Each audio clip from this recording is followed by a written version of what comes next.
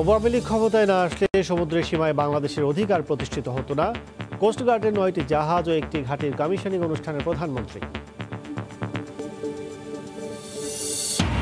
Metro রেলের কাজ এগিয়ে চললেও সংযোগ সড়ক না হওয়ায় সেবা বঞ্চিত হওয়ার শঙ্কা। চক্রাকার বাস সার্ভিস চালুর পরামর্শ। প্রকল্প শেষে 6 মাস আগে ভাববেন সংশ্লিষ্টরা। এবং চলে গেলেন বাংলা চলচ্চিত্রের কিংবদন্তি অভিনেতা সৌমিত্র চট্টোপাধ্যায়। সন্ধ্যায় কেওড়াতলায় গান সেলুটের পর অন্ত্যেষ্টিক্রিয়া। মেধা ও সাবলীলতায় জয় করেছেন দর্শক মন।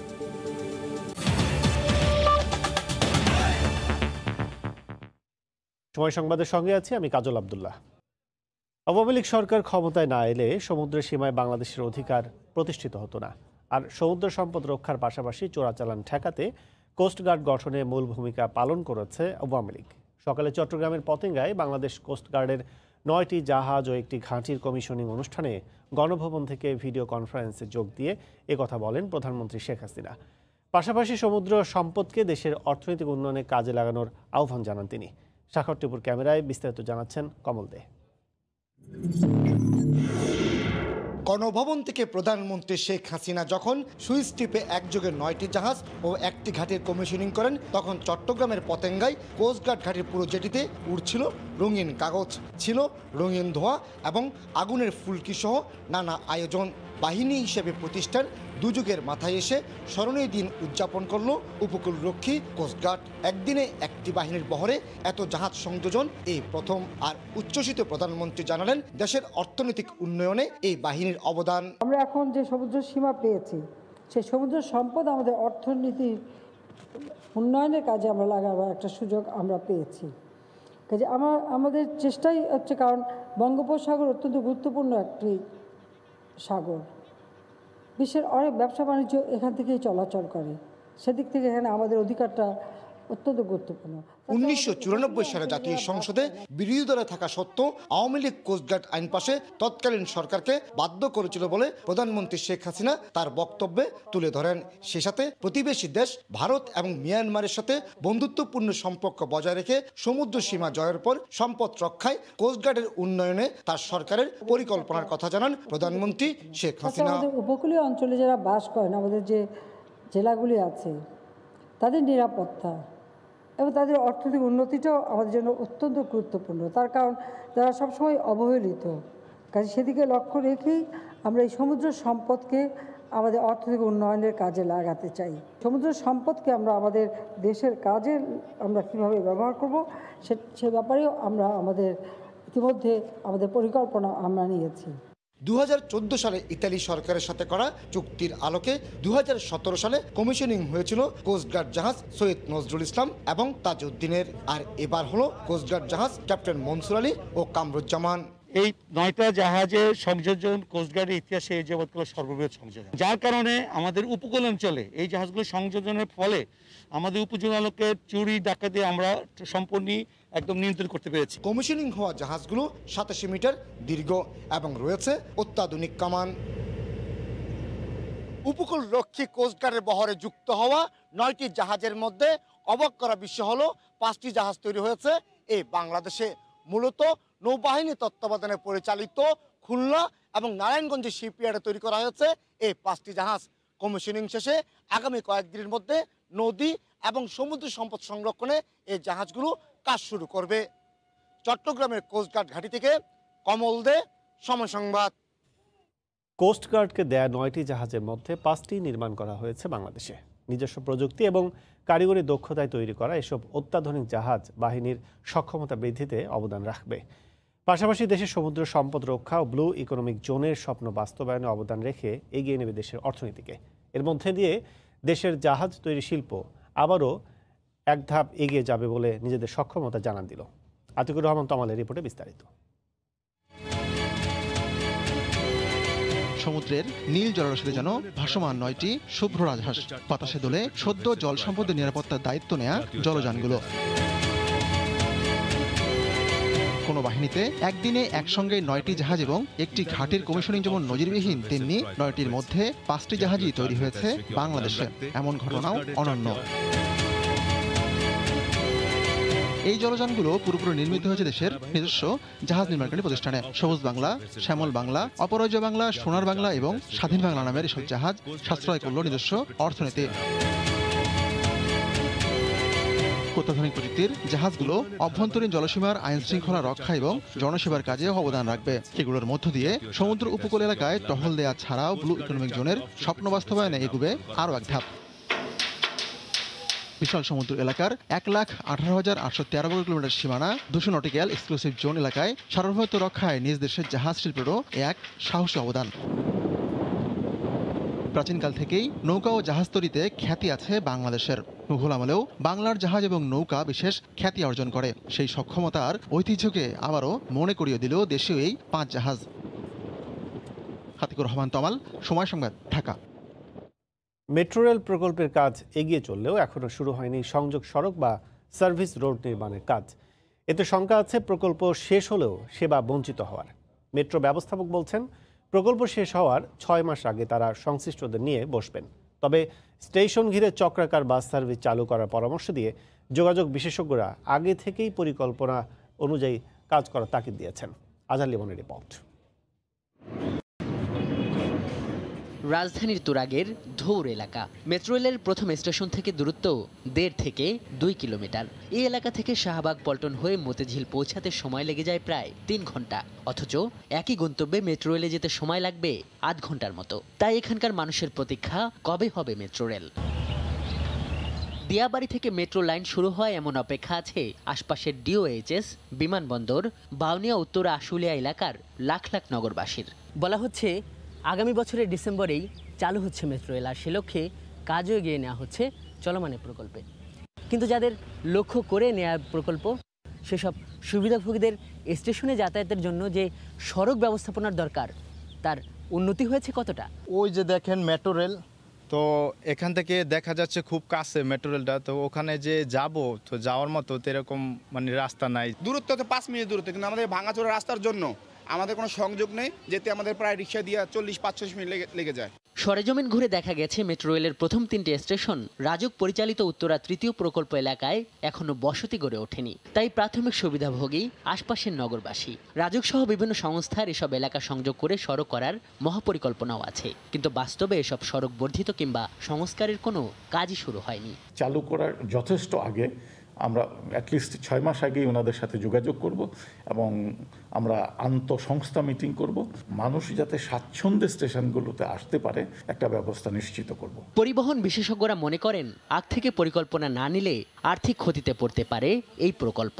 যে রোড গ্রিডটা উত্তরা 3rd ফেজে দেওয়া আছে, এটাকে যদি ডেভেলপ করে ফেলতে পারি, তাহলে অনেক লোকই কিন্তু এয়ারপোর্ট থেকে অফলোডেড হয়ে মেট্রোর তখন কিন্তু যাত্রী হিসাবে তারা নিজেরাও উপকার পেতে পারে, সাথে সাথে ফিডার বাস সার্ভিস যারা যাত্রী কানেক্ট করে এখানে একটা ডোর টু ডোর ফ্যাসিলিটির ব্যবস্থা করবে, টিকিট থাকবে একটা। শহরের ভেতরের মেট্রো স্টেশনগুলোর জন্যও নেই সংযোগ সড়ক বা সার্ভিস রোড। তাই এসব স্টেশনমুখী যানবাহনগুলোর কারণে উল্টো যানজটের সংখ্যা আছে বলেও মনে করেন বিশেষজ্ঞরা। আজহার লিমন, সময় সংবাদ, ঢাকা। সময় সংবাদ আরও থাকছে। মানুষের 12টি কঙ্কাল ও বিপুল পরিমাণ হাড় সহ ময়মনসিংহে এক যুবক আটক, কবর থেকে চুরি করে বিক্রির অভিযোগ।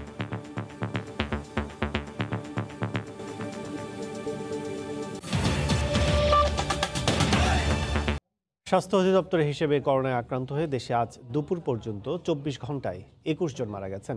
নতুন শনাক্ত হয়েছেন 1837 জন। এ নিয়ে দেশে মোট শনাক্তের সংখ্যা 4,32,333 জন।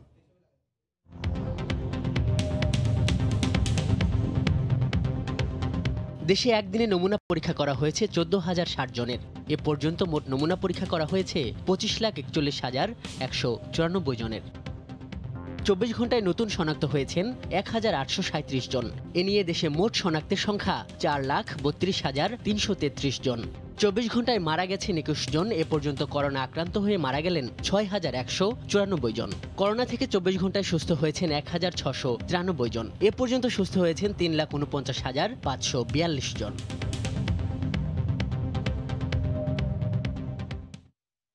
প্রজ্ঞাপন জারির মাধ্যমে 2-1 দিনের মধ্যে বিদেশ থেকে আসা সব যাত্রীর করোনা নেগেটিভ সনদ বাধ্যতামূলক করতে যাচ্ছে সরকার। এই তথ্য দিয়ে স্বাস্থ্য অধিদপ্তরের মহাপরিচালক জানিয়েছেন, বিমানবন্দরে শীঘ্রই বিদেশগামী যাত্রীদের জন্য নতুন করে বসতে যাচ্ছে আরও 4টি থার্মাল স্ক্যানার। সকালে হজরত শাহজালাল আন্তর্জাতিক বিমানবন্দরে ক্রাইসিস ম্যানেজমেন্ট কমিটির সভা শেষে একথা বলেন তিনি। কোভিডের দ্বিতীয় ঢেউ মোকাবিলায় এবার কঠোর হচ্ছে সরকার। বর্তমানে বিদেশ থেকে কোভিড নেগেটিভ সনদ ছাড়া কেউ আসলে তাকে প্রাতিষ্ঠানিক কোয়ারেন্টিনে রাখা হয়, কিন্তু সনদ বাধ্যতামূলক না হওয়ায় করোনা আক্রান্ত হওয়ার তথ্য লুকিয়ে অনেকে দেশে আসছেন। বিমানবন্দরের হটলাইনের তথ্য অনুসারে সার্টিফিকেট ছাড়াই প্রতিদিন দেশে আসছেন 150 থেকে 2 শতাধিক যাত্রী। এ অবস্থায় বিদেশ ফেরত যাত্রীদের জন্য কোভিড নেগেটিভ সনদ বাধ্যতামূলক করার সিদ্ধান্ত নিয়েছে কর্তৃপক্ষ। আর কোয়ারেন্টিন ক্যাম্পের ওপর চাপ কমাতে সেখানেই করোনা স্যাম্পল বুথ ও র্যাপিড করোনা টেস্ট করারও ব্যবস্থা করা হচ্ছে। বিদেশি যারা আছেন তারা অবশ্যই নেগেটিভ টেস্ট নিয়ে আসবে। আমরা পররাষ্ট্র মন্ত্রণালয়ের কথা বলেছি, তারা বলেছেন যে তাদের সবার জন্য এটা ম্যান্ডেটরি ওনারা করে দেবেন।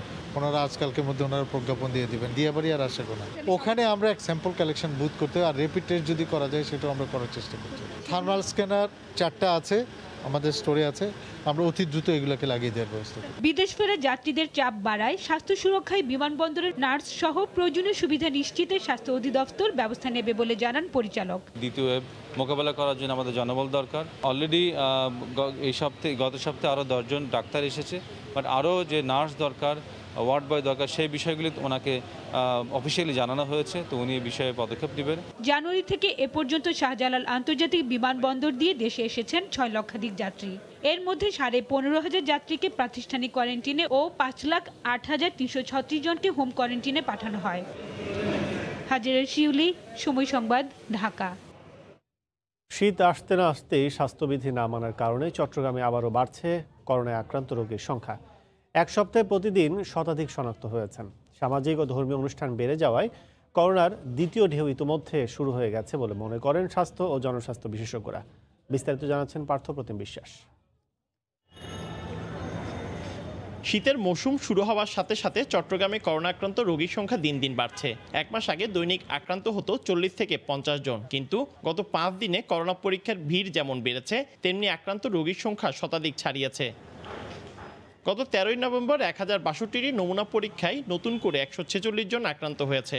শীতের প্রকোপ বাড়ায় ও স্বাস্থ্যবিধি না মানার কারণে করোনা আক্রান্ত রোগীর সংখ্যা বাড়ছে বলে মনে করেন জনস্বাস্থ্য বিশেষজ্ঞরা। লোকজন যেভাবে খুব সাহসিকতার সাথে রাস্তাঘাটে মাস্ক ছাড়া চলতেছে, বিভিন্ন সমাবেশে যেভাবে মাস্ক ছাড়া আছে, করোনা ছড়ানোর কারণ হবে সেটা। গত 3 মাস ধরে করোনা আক্রান্তের হার ছিল 6 থেকে 8%, তবে কয়েকদিনে তা 13% উঠে এসেছে। শীত শুরু হলে এই করোনা ভাইরাস আক্রান্ত রোগীর সংখ্যা বেড়ে যাবে, সে আশঙ্কাই সত্যি হতে চলেছে। সঠিক স্বাস্থ্যবিধি মানার পাশাপাশি মাস্ক পরা বাধ্যতামূলক করা না গেলে করোনার দ্বিতীয় ঢেউ রোধ করা সম্ভব হবে না বলে মনে করেন সিভিল সার্জন। জনবল এবং অবকাঠামো দিয়ে কোভিড-19 আক্রান্ত রোগীদের সেবা দেওয়ার মতো কিন্তু আমাদের সামর্থ্য নেই। চট্টগ্রামে প্রথম করোনা শনাক্ত হয়েছিল গত 3রা এপ্রিল। বর্তমানে মোট আক্রান্তের সংখ্যা বেড়ে দাঁড়িয়েছে 22,500। পার্থপ্রতিম বিশ্বাস, সময় সংবাদ, চট্টগ্রাম। সময় সংবাদ আরও থাকছে। 3 দিনের বিরতি দিয়ে আবারও মিরপুরে সাকিবের অনুশীলন। নিষেধাজ্ঞা শেষে প্রথমবারের মতো ছাড়িয়ে নিলেন ব্যাটিং, ইনডোরে করেছেন বোলিংও।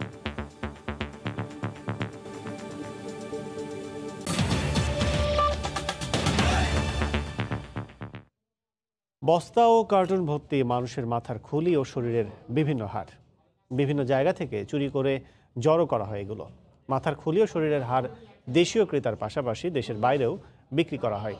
এরকম একটি চক্রের এক সদস্যকে ময়মনসিংহ নগরীর রামকৃষ্ণ মিশন রোড থেকে গ্রেফতার করেছে পুলিশ। হোসেন আলী তোলা ছবি নিয়ে হারুনুর রশিদের রিপোর্ট।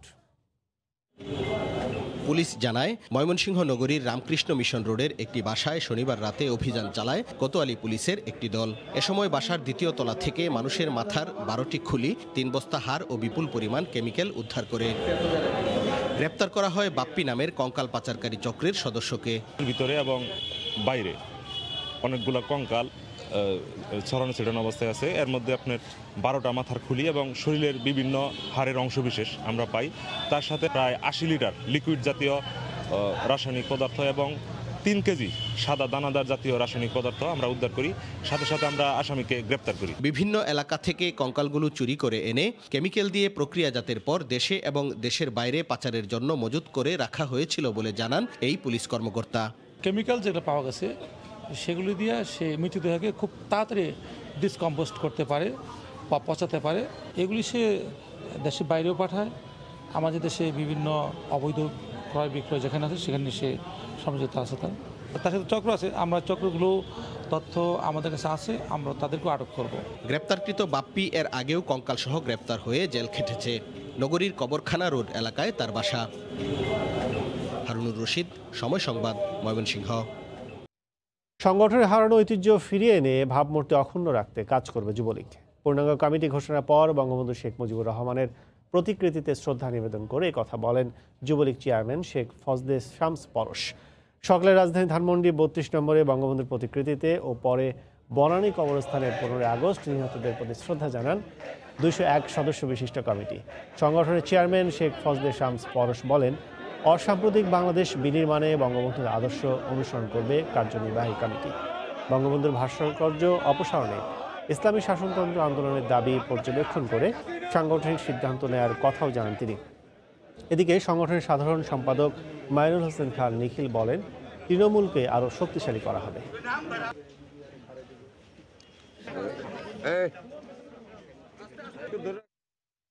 উচ্চ আদালত নির্দেশ দিলেও এখনই ফেসবুক, গুগল, ইউটিউব থেকে ভ্যাট পাচ্ছে না বাংলাদেশ। এক্ষেত্রে সিঙ্গাপুর বাংলাদেশের মধ্যে দ্বিপক্ষীয় বিনিয়োগ চুক্তিকে বাধা হিসেবে দেখছেন আইন বিশেষজ্ঞরা। যদিও চুক্তিতে পার পাওয়ার সুযোগ নেই বলে জানান ডাক টেলিযোগাযোগ মন্ত্রী।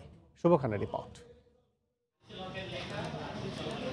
তথ্যের চাহিদা পূরণে অনলাইনে সংবাদপত্র পড়া কিংবা সামাজিক যোগাযোগ মাধ্যম ফেসবুক ব্রাউজিংয়ে হরহামেশায় চোখে পড়ে দেশীয় প্রতিষ্ঠানের বিজ্ঞাপন। আবার অনলাইন ভিডিও শেয়ারিং প্ল্যাটফর্ম ইউটিউবেও দেশীয় বিজ্ঞাপনের হার দিন দিন বাড়ছে। বেসিসের তথ্যমতে ফেসবুক, গুগল, ইউটিউবে বিজ্ঞাপন বাবদ বছরে প্রায় ২,০০০ কোটি টাকা যাচ্ছে, অথচ উল্লেখযোগ্য রাজস্ব পাচ্ছে না সরকার।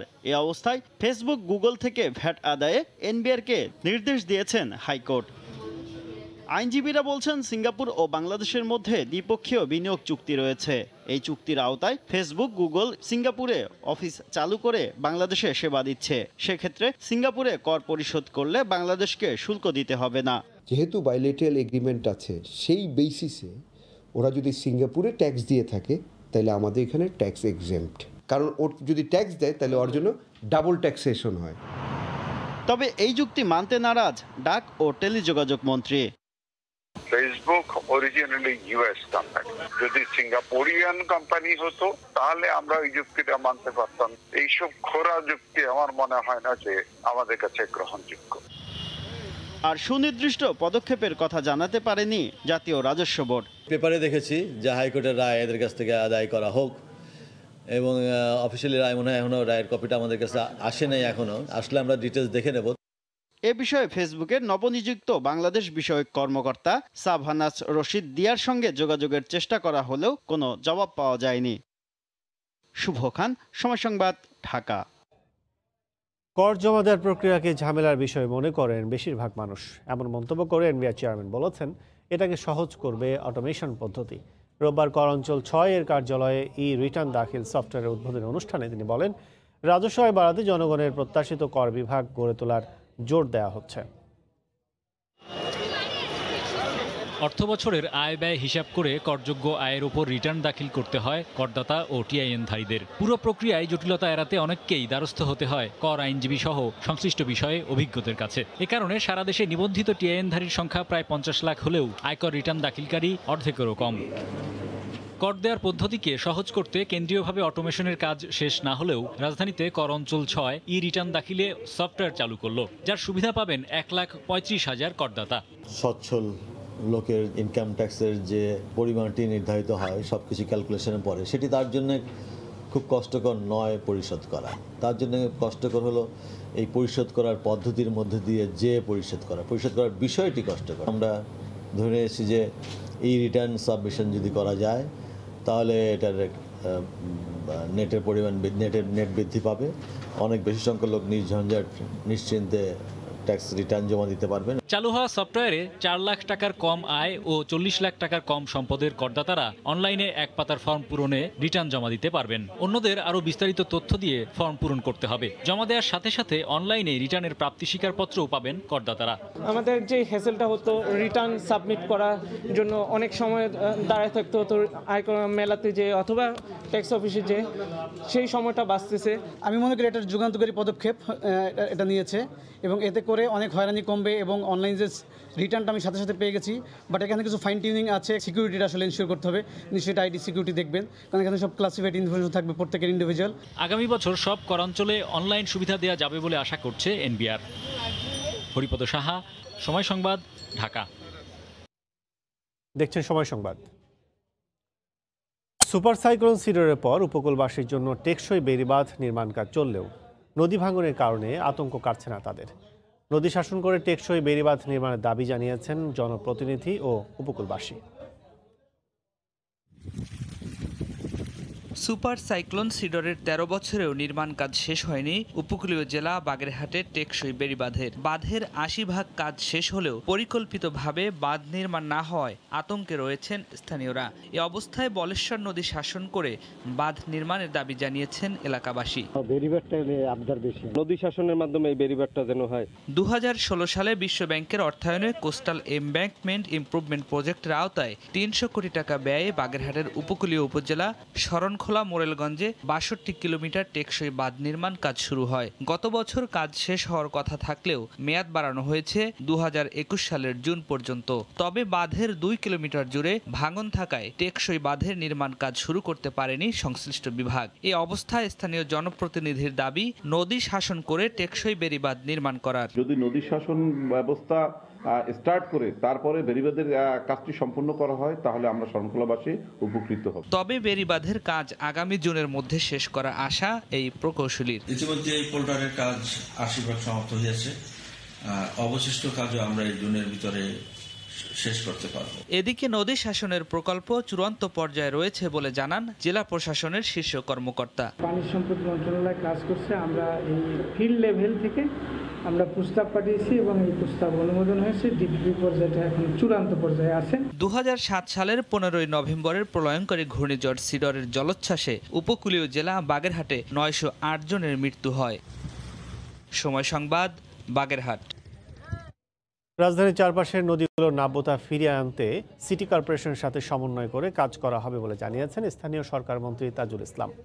দুপুরে দেশের নদীগুলো নিয়ে ডেল্টা প্ল্যান বাস্তবায়ন বিষয়ক সমন্বয় সভা শেষে তিনি বলেন, কারো চাপের মুখে নয়, করোনার কারণে নদীর জায়গায় অবৈধ স্থাপনা উচ্ছেদ অভিযান বন্ধ আছে।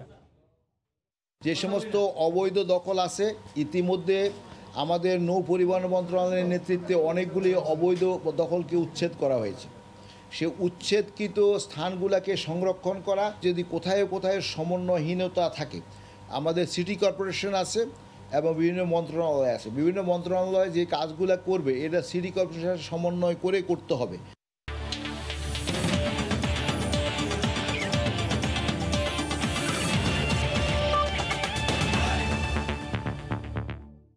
তিন দিনের বিরতি শেষে আবারও মিরপুরে হোম অফ ক্রিকেটে ফিরেছেন সাকিব আল হাসান। এদিন প্রথমবারের মতো আউটডোরে করেছেন ব্যাটিং বোলিং অনুশীলন। এর আগে সবশেষ গেল বুধবার নিজের ফিটনেসের পরীক্ষা দিতে শেরেবাংলা ক্রিকেট স্টেডিয়ামে আসেন টাইগার ক্রিকেটার এই পোস্টার বয়। সকালে হালকা জিম শেষে যান আউটডোরে, সেখানে ব্যাটিং বোলিংয়ে নিজেকে ঝালিয়ে নেন ঘণ্টা দুয়েক। এ সময় সাকিবের সঙ্গে ছিলেন কোচ সালাউদ্দিন। ব্যাটিংয়ের পাশাপাশি দীর্ঘ সময় বোলিং নিয়েও কাজ করেছেন তিনি। আসন্ন বঙ্গবন্ধু টি-20 কাপে চ্যাম্পিয়ন খুলনার হয়ে খেলবেন সাকিব আল হাসান। প্রথম ম্যাচে যাদের প্রতিপক্ষ তাইমের ফরচুন বরিশাল। 20 নভেম্বর থেকে আনুষ্ঠানিক ক্যাম্পের আগে আরও বেশ কয়েকদিন ঐচ্ছিক অনুশীলনে নিজেকে ঝালিয়ে নেবেন মিস্টার 75। করোনায় আক্রান্ত হয়েছেন বাংলাদেশ জাতীয় দলের প্রধান কোচ জেমি ডে, যে কারণে আপাতত স্থগিত করা হয়েছে জামাল ভুঁইয়াদের নির্ধারিত অনুশীলন। তবে পরীক্ষায় বাকি সবার ফলাফল নেগেটিভ এসেছে। জেমি ডের পরবর্তী দফার পরীক্ষার ফলাফল পাওয়া যাবে আজ রাতে। বিষয়টি নিশ্চিত করেছেন বাফুফের সাধারণ সম্পাদক আবু নাইম সোহাগ। দ্বিতীয় ম্যাচ সামনে রেখে রোববার সকাল 9টায় পুরো দল অনুশীলন করার কথা ছিল। কোচের করোনা নিশ্চিতের পর তড়িঘড়ি করে স্থগিত করা হয় অনুশীলন। গুঞ্জন ছিল কোচের সাথে আরও বেশ কয়েকজন ফুটবলার করোনায় আক্রান্ত, তবে অন্যদের করোনা নেগেটিভ হওয়ার ব্যাপারটি নিশ্চিত করেছে বাফুফে কর্তৃপক্ষ। 17 নভেম্বর দ্বিতীয় ম্যাচ নেপালের বিপক্ষে ডাকআউটে থাকতে পারবেন না কোচ, সেক্ষেত্রে সহকারী কোচ থাকতে পারেন সুফিল্ডের দায়িত্বে। আইসোলেশনে থেকে প্রাথমিক চিকিৎসা নিচ্ছেন জ্যামি, যদিও তার দেহে করোনা ভাইরাসের খুব বেশি লক্ষণ নেই বলে জানা গেছে। এ পর্যায়ে শীর্ষ সংবাদ জানিয়ে দিচ্ছে আরেকবার। আওয়ামী লীগ ক্ষমতায় না আসলে সমুদ্রের সীমায় বাংলাদেশের অধিকার প্রতিষ্ঠিত হতো না। কোস্টগার্ডের 9টি জাহাজ ও একটি ঘাঁটির কমিশনিং অনুষ্ঠানে প্রধানমন্ত্রী। মেট্রো রেলের কাজ এগিয়ে চলল, সংযোগ সড়ক না হওয়ায় সেবা বঞ্চিত হওয়ার শঙ্কা, চক্রাকার বাস সার্ভিস চালুর পরামর্শ। প্রকল্প শেষের 6 মাস আগে বসবেন সংশ্লিষ্টরা। এবং চলে গেলেন বাংলা চলচ্চিত্রের কিংবদন্তি অভিনেতা সৌমিত্র চট্টোপাধ্যায়। সন্ধ্যায় কেওড়াতলায় গান সেলুটের পর অন্ত্যেষ্টিক্রিয়া। মেধা ও সাবলীলতায় জয় করেছেন দর্শক মন। এই ছিল এখনকার মতো, সঙ্গে থাকুন সময়।